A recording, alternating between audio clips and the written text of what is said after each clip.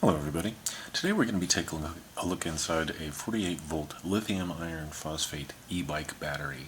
This is the kind of battery you might buy on eBay or from Ping to power your e-bike or little scooter, a little electric, anything. This one's 10 ampere hours, or that's what it says here on the outside of the shrink wrap.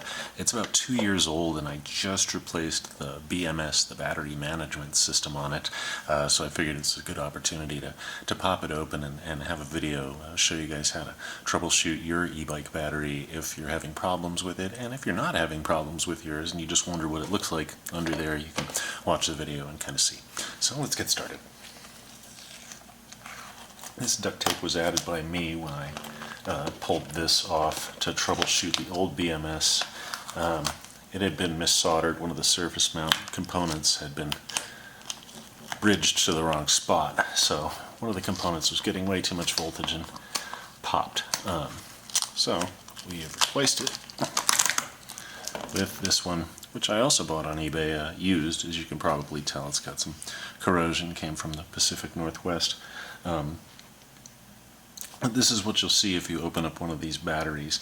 To give you a brief description of what everything is, these two wires are the positive cables. The thin one is for the charging and the thick one is for the discharging, for running the motor and all of that kind of stuff. They go to the positive terminal of the 16th cell.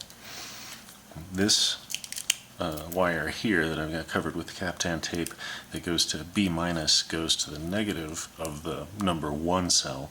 So these two represent 0 and 48 volts. It's actually slightly more than 48 volts, and we'll go into that in a minute. Now, this terminal here, that's hooked to all of these MOSFETs, is the power out. That actually runs the motor of the bike, and that's the negative of it. The positive comes to the other side and does not go through the battery management system. And then this wire here is the charging wire, the negative charging wire. So it pairs up with the small red wire here for charging the battery. This connector here is the balance connector, and every single one of these wires is hooked to one of the positive terminals of the battery, all the way, cells 1 all the way through 16. Now that we know how the wires go, we can zoom in a little bit and look at the BMS board itself. BMS stands for Battery Management System, or Battery Murdering System, depending upon who you ask. And this board's job is to ensure that none of the individual cells in the battery get charged to where their voltage is too high or discharged to where their voltage is too low. It also attempts to disconnect the battery if there's too much of a load on it, a short circuit, or if there's a charging fault. In addition, it attempts to balance the cells while charging, and that is to ensure that each cell charges to the same voltage. Now, the individual components on this are going to vary by the type of BMS you have, but they all seem to be fairly similar. In general, there's going to be one charge controller circuit for each serial cell in the battery. So for this 16S battery, we've got 16 charging circuits there, 16 separate charge controllers, and they're all connected together by optoisolators. There's a row of optoisolators on the top for discharge, and the ones on the bottom control charging. So if any fault is detected in any one of those 16 circuits, it'll disconnect these MOSFETs over here, which actually are hooked to the charging and discharging mains of the negatives. Now, as far as these MOSFETs over here go, these are the main disconnects for any fault that is detected. So the bottom one is for charging, and if there's any problem with the charging circuit, if there's too much voltage anywhere, this MOSFET gets disconnected. The rest of them up here are for discharging, and it varies how many are installed in these. I've seen anywhere from 2 all the way up to all 4. So that's the kind of thing you're going to see there, but the circuits are very similar, and the troubleshooting procedure is the same regardless of whether this is a version 1 or a version 2 or what's going on with it. So anyway, next thing we're going to look at, these vertical wires here are basically one big load sensing resistor, and its only job is to provide a little bit of resistance between there and there. If the voltage between those two spots gets too high, it'll disconnect the discharge circuit. Continuing on the back of the board, you can look and see here that there's components of each of the 16 charging circuits that run all the way down here. You can see where there's bunched up and bunched up where it doesn't seem like even rows. These are the power feeds for this IC right here. That's a NAND gate. What it basically does is combine some of the faults together before it feeds it to the MOSFET so that different fault conditions can trip this up. So this NAND gate is kind of what ties all of this together into one solid BMS instead of just 16 separate circuits, and sometimes that chip blows out. The last component I'm going to talk about is the LEDs. Not all of these have LEDs. It's this middle row above all the opto-isolators, but below all these resistors and stuff. And there's 16 LEDs there. The LED will only light up if the battery is done being charged and has reached slightly over the maximum charge voltage. So when the red comes on, some people think that it's charging. No, it's done charging and it's actually overcharged. And it can be done charging and not light up red. The red specifically indicates overcharging. So if you don't have all of those light up before your charger kicks off, don't worry about it. It just means none of those cells aren't being overcharged. There's nothing bad happening from that light not coming on. And if you don't have LEDs, don't worry about that too much either. The original BMS that I got with this didn't have LEDs.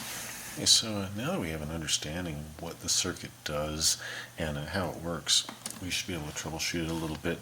The procedure is fairly simple and fairly similar for almost any of these battery management systems or battery systems that you're going to look at. Even if you switch to like a LiPo battery instead of lithium iron phosphate, the only thing that's really going to change is the voltages that you're looking at per cell and the number of cells that you've got to use to get to 48 volts, 36 volts, 72 volts, whatever your nominal voltage is. But this procedure is going to hold true for any of these e-bike BMSs, and it should help you discern what's going on with your battery. So, step one in figuring out if there's anything wrong with the battery is to test the voltages between the three negative wires that come off of the BMS. Here, here, and here. So if we check between the charge cable and the discharge cable, we see 0 volts DC. That's good. We check between the battery negative and the discharge cable, 0 volts DC, battery negative, charge, 0 volts DC. So that lets us know that we've got continuity between all three of those negatives. That means that everything is working, it's running. This isn't tripped or blocking voltage in any way. That's a good sign. If you see any voltage between any of those, that's a bad sign and tends to indicate a problem. If you see voltage between the charge and the battery or charge and that means you've got a problem with your charging circuit. If you see voltage between those 2 points, there's something going on with your discharge circuit and something is wrong, and further troubleshooting is going to be required. And once we've checked all of the negative terminals to make sure that there's continuity and that there's no significant voltage difference between any of them, the next step is to check the positive and negative discharge and charge cables. So if we check our little charging cable here, shove one of the terminals into each, and we can see that we've got 53.5 volts on the charging terminal. If we do the same for the discharging, we'll see that we should have something very similar. Now, so you're going to want to verify that not only are those voltages the same, but that they are full battery voltage. If you have a 48 volt battery and it's only delivering 42 volts on the discharge terminals, then there is something wrong. Okay, once you've checked the positive and negative charge and discharge terminals to make sure that the full battery voltage is available both for charging and for discharging, the next step is to check the balance connector here as well as this terminal there to ensure that each single cell is at a nominal voltage For lithium iron phosphate, the minimum voltage that they can get to before they receive damage is around 2 volts, and the maximum voltage is around 3.65, although 3.5 is a good practical max. You don't get much charge past that. So anything outside that range indicates battery damage. That means the cells are gone themselves. The problem may not be in your BMS. It might actually be the battery cells.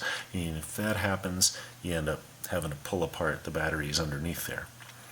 This particular battery has 7 parallel cells and 16 in series, so what you end up with is 112 18650 cells in there.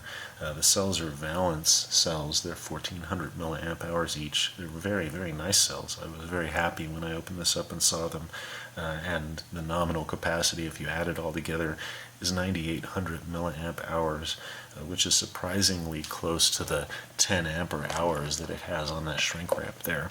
So it was really nice to see that they hadn't really overstated the battery capacity for an eBay seller. I was happy.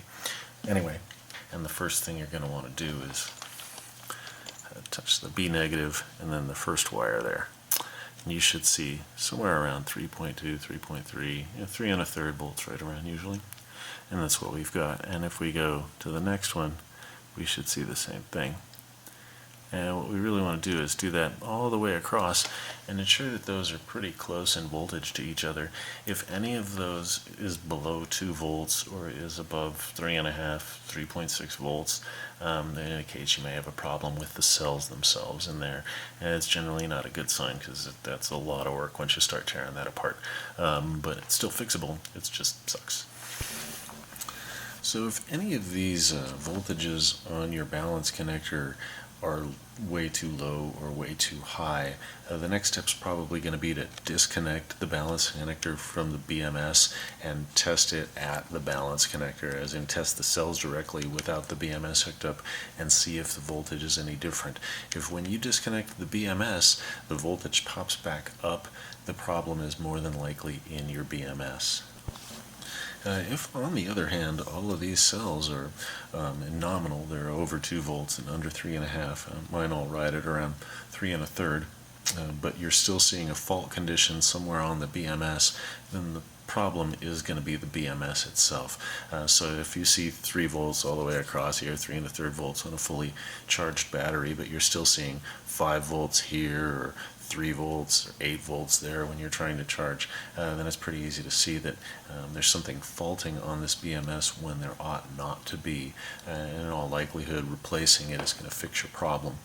If, on the other hand, you're seeing 3 1/3 volts all the way across on each of those cells, but there's no fault condition here, but it's still tripping on you when you try and use it, there's one last thing you can do to see what's going on, and that is to bypass the discharge protection altogether. In order to do that, you would desolder this main discharge wire here, and you would solder it back on over here at the negative battery terminal. I would not recommend doing this for general use. That's only to troubleshoot and see if your BMS has gone bad. Once you do that, if you hook this battery back up to the e-bike and it works fine, it's not faulting anymore, then your discharge is going out on your BMS and you're going to have to check some stuff out. You're also going to want to be real careful when you do that to check all of these and make sure that none of the individual cells go below voltage while you're running. Without discharge protection, it is possible to permanently damage your battery if you ride around with it bypassed. Now, the last thing we'll talk about is the procedure for replacing this BMS. It's really simple to replace. There's only a few steps, but it should be done in a particular order. The first thing you should do is disconnect this balance connector. The reason for that is that these 3 wires here that you have to mess with, well, they're soldered on, and in addition, they're all negative, and they're all supposed to be in continuity with each other. So the only positive voltage coming into this board comes through this balance connector, and its balance connector has the positive voltage from every single cell in the battery. So in order to ensure that there's no voltage going through here when we're soldering on it and messing with it, pop that off. The next step is going to be to desolder this wire, and this wire, and solder them onto the correct places on the new board. And the next step would be to reconnect that balance connector. When you're doing this, you're going to want to use ESD protection, electrostatic discharge protection, as there are a lot of MOSFETs on this board and they're pretty easy to pop with static electricity, so you don't want to risk that. It is possible to do further troubleshooting. You can check the voltages at the top pins of any of these opto-isolators. For any significant voltage, anything over a volt on them indicates a fault. On the bottom it would be a fault in the charging. On the top row here it would be a fault